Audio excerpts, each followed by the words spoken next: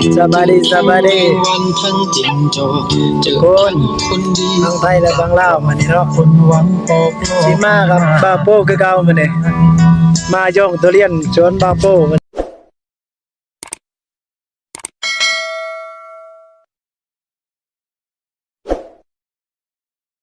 บรรยากาศงานจะเศร้าเราเชื่องานเที่ยวบรรยากาศงานเก็บการบรรยากาศตอนเช้าเนาะ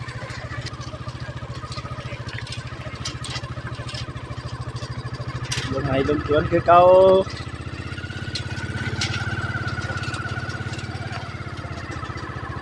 เล่นกำลังออกประมาณอยู่6 โมงไปหนาวเบาๆสู้ นายจง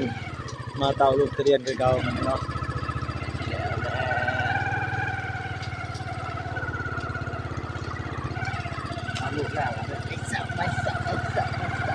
ไรแล้วบาปูอะไรไรแล้วมันก็เวียกคือเขาไปเลยเตาลูกทุเรียนเตาลูกทุเรียนวันนี้ละมาเตาลูกทุเรียนนับกันเด้อ บรรยากาศตอนเช้า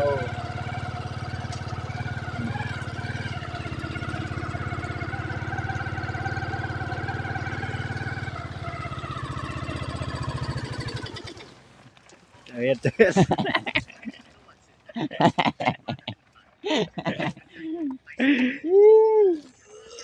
บรรยากาศยามเช้าพี่น้องสวัสดีบาโปเป็นยังไงมันนี่ เตาลูกทุเรียนพี่น้องวันนี้ประจำคือเก่าลองนี่เตาลูกทุเรียนเหมือนเดิมเฮามากับรถซาเล้งสนิทไข่เอาแห้งได้รถดุนนี่ได้ ว้าแห้งว่ะ เหยียบเหล็กหนึ่งนี่ยกล้อไปนำแล้วสเล็ก รถคือใจเนาะไปเห็นเรียกแล้วบัดนี้อันนี้ก็สิมาเบิ่งบาวปูโยงทุเรียนพี่น้องอีกคือเก่าตามเคยมื้อนี้มาสวนบาวปูนี่บาวปูเพิ่นนี่ โป๊ะแล้วนี่บ่ได้ดีขึ้นขาดยกมือขาด มาเบิ่งบาวปูโยงทุเรียนมื้อนี้เนาะพี่น้องสวนทุเรียนคือเก่ามื้อนี้งานเก่ามาโยงทุเรียนคือเก่ามื้อนี้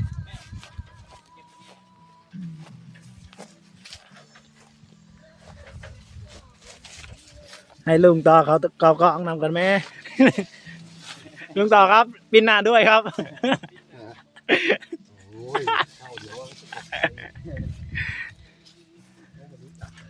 มายงตัวเรียนสวนบาวปูนี่กับบาวสู้เพิ่นนี่เนาะทุกคนมาเบิ่งวิธีโยงทุเรียนเพิ่น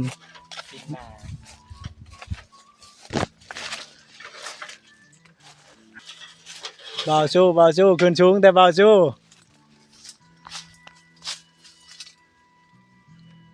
อารมณ์ดีได้เพิ่นมื้อนี้ได้ยิ้มได้เพิ่นตั้งใจร่ำเรียนทุกคำเช้าทุ่งเบาไม่ร้องบอกอยู่ไปวันได้แล้วบาวปูมื้อนี้ ลากโอ้ โอ้ยเบิ่งผลงานนี่เบิ่งนี่เหรียญนี่เริ่มใหญ่แล้วนี่เห็นป่ะ2 มืออุ้มเลยไหนเริ่มนับอีกเดือนนึงก็ได้เก็บแล้วนี่ประมาณจักโลแล้วนี่ โอ้นี่ป่ะ หัวใจชื่นชาแต่ช้ำชอ นี่ประมาณอยู่ ยับเยิน 2 โล 3 โลได้เล่นลูกนี้โอ้คอยได้ครับ ชี้ให้ฉันเขียนฉันรีบเขียนชี้ให้ฉันเรียนให้ฉันสอบแข่งขันกั หัวหน้าติเลยบ่หัวหน้าช่างนั่นนี่ เหลือเอามา ตามหัวหน้าช่างเลยเจ้าจะคัดหัวหน้าได้เด้อหัวหน้าเจ้าได้นี่ได้บ่าวโจ้นี่เป็นหัวหน้าเจ้าได้ไปต้นไม้พวกไปเบิ่งต้นไม้กันเนาะมา คิดคือจังบ่ใจนี่ว่าบ่ฮู้ เป็นยังไงบาโป้มื้อนี้ บ บ่เฮง สมม่วง น้องสิไปไสก็ไป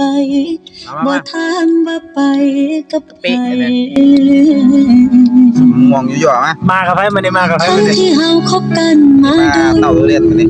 มาตะเรียนนี่ มี บ่ หยังกันหาสิบอกกันแน่บ่แม่นปล่อยทิ้งปา เอามาไกลๆ ให้ นี่ ใจกำพร้าความหัก กินเลยเบิ่งเด้อหา ค่อยๆห่างเหินน้องได้พบเผชิญกับความเหงาไอ้ไหลไปมีเขา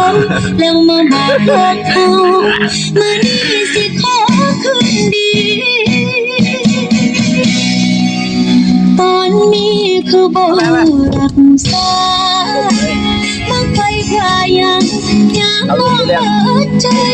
ไอ้ทิมน้องแล้วไปมีผู้ใหม่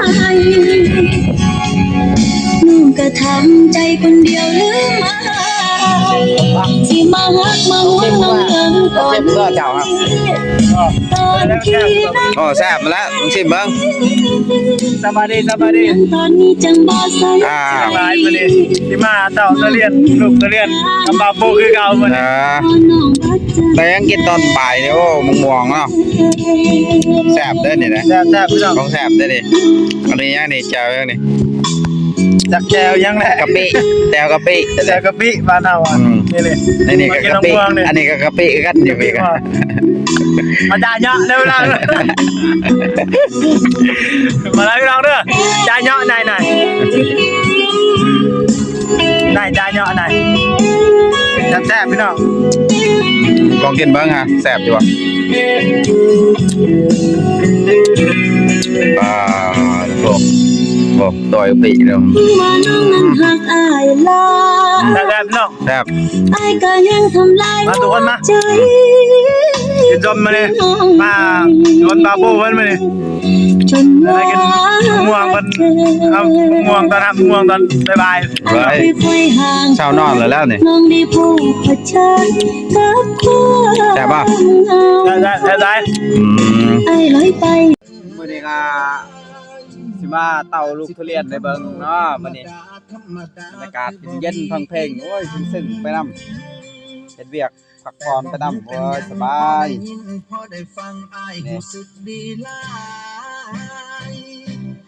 นี่เต่าลูกทุเรียนเด้อนี่เด้อเพิ่นเต่าลูกทุเรียนเด้อนี่นี่เต่ามันบ่ได้ยากนี่แล้วยังมาเต่าลูกคนนี้ต่อคำบอกของเจ้าคือคำสู่ควันของหัวใจอา เนี่ยแตงบ่วง เจ้าหูบอนยามอายทอบกับคิดพอทำนาที่เคยได้ฟังแล้วจัดพลังให้มันมาแตะสายบ่ได้ยินจักมือหนึ่งสองบ่ลืม แล้วอะไรเห็นบอกเขาเดียว กินข้าวบ่แซ่บ พวงอันนี้ก็จงไว้ไงเพื่อลูกมันเป่งมันยาวประมาณคอยสรุปลงจำมาแล้วกันนี้ก็จบแล้วคนยังอยู่ตั้งไปของเบาสู้กันลงนั่นได้ยังไม่ได้เต่าใช่ไหมลงนั่นละ สิมากับบาปูคือเก่าทีมงานเก่า เต่าทุเรียนมานี่ เต่าตะเรียนคือเก่ามื้อนี้ เต่าแล้วนี่ยังบ่ได้แต่ต่อไปต้นไม้เพื่อน มีความสุขที่ได้จดจำและทำเพื่อ นี่คือบาวสู้เพิ่นงานเมาคือเก่ามื้อนี้ เสมอแม้เธอจะลืมตา อะไรแหละบาปูบรรยากาศมื้อนี้ โอ้เย็นแล้วเหมือนกันบรรยากาศเย็นมานี่สบาย บรรยากาศพี่น้องอันนี้คืออยู่ต้นไม้เนาะถ่ายรูปถ่ายคลิป ต้นตะเลียนนี่แหละ ต้นตะเลียน ต้นตะเลียนคือเก่าแต่บาวสู้เพิ่นคือชูงได้มื้อนี้ได้ จะเป็นตะเลี เอย อน เอ้ย อ้ายยังจำ ได้แล้วบรรยากาศบ่ได้นอนบ่ได้พันบ่ บรรยากาศเย็นได้มื้อนี้นะ เย็นบ่ บ่ได้พันเนาะธรรมดา ได้ที่เธอชอบไปนั่งประจำ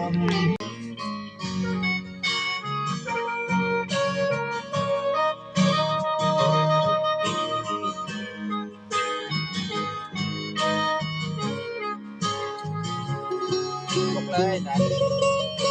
เอาหมักทุเรียน กินเมียงบ่หากินชมบ่หากูบาปู กินบ่ได้กินบ่ได้เรียบร้อย บ่ว่ามักทุเรียนน้อยแล้วมักทุเรียนนอนแล้ว ว่าเฮาสิมาพ่อกันคนตั้งว่าจักลานพอปานว่ามีผู้มา โอ้เอายังแล้ว โอ้จูเอายังกันให้กินนะ จะให้ถือชะตาถือใจจนตกหลุมความ เออ ไอ้บาปูกินจำแจวแล้วฮะ เตนาว่าโอ้ละน้อนางเอ้ยเจ้าก็เคยคิดนำอยู่แม่นบอกว่าฮักเฮาที่เกิดที่ก่อก็ย้อนว่าย้อนบุญพลาเต้นเนาะพาเฮามาพบพ่อรู้สึกคือกัน ยังนะหายังกินยังแหละนะ คือฮักที่รอที่ฝัน ให้บุญพลาพาฮักให้ฮักเฮาคือเก่าทุกวันได้หายใจอยู่ใกล้ๆกัน เบาจูก็อารมณ์ดีได้มันนี่ยิ้มตลอดได้มันเลย ได้สำนี ยิ้มมันมือมันนี่อารมณ์ดีได้เพิ่นได้มันนี่ได้ทุกคน โอ้ย กำลังเลิกงานมันนี่ เอาอีกแล้วมันมาอีกแล้ว เห็นยังไร มาอีก แล้ แล้ว ว เห็นยังอยู่นะฮะ โอ้ยประเด็นยังเนาะ โอ้กำลังสิเลิกงานทุกคนมาเบิ่งบรรยากาศตอนประมาณ11 โมงตอนนี้ มาเบิ่งบาปูเพิ่นโยงทุเรียนคือเขาเหมือนมันเจ้าทุเรียนนี่วิธีเต้าลูกทุเรียนทุกคน เบิ่งบาปูเฮ็ดให้เบิ่งมานี่วิธีเต้าลูกทุเรียนเป็นไดมาสวนบาปูคือเก่ามานี่ บ่ได้ย่างนะเต่านี่เดียวนี่มัดนี่ชื่อหั่นเอามาเบิ่งนี่ เฮ็ด เนาะ ซ่าๆเด้อหำบาปูคือไวแต่เฮ็ดไวแต่ โอ้ข่อยมันไว งานเมาบ่เนี่ย บ่ได้เมาแล้วมันไวข่อยมันไวนะ เฮ็ดซ่าๆให้เบิ่งให้เด้อนะว่าเฮ็ดอะไรล่ะ ชาติจังหวัดชาเกินน่ะนะนี่เฮ็ดฝึกไวให้มันไวนี่น่ะได้เฮ็ดชายไม่เบิ่งนะ เออนี่นะนี่สากอะฮะเบ็ดนี่น้ำมือซอดเท่านี้สิแล้วก็ทำบวงแล้วก็ดึงขึ้นมานี่ล็อกนี่แทกเชือกไม่ได้ห่างไป ที่มาสัมภาษณ์เบิ่งเบาสู้ว่ายินข่าวว่าโดนมักทุเรียน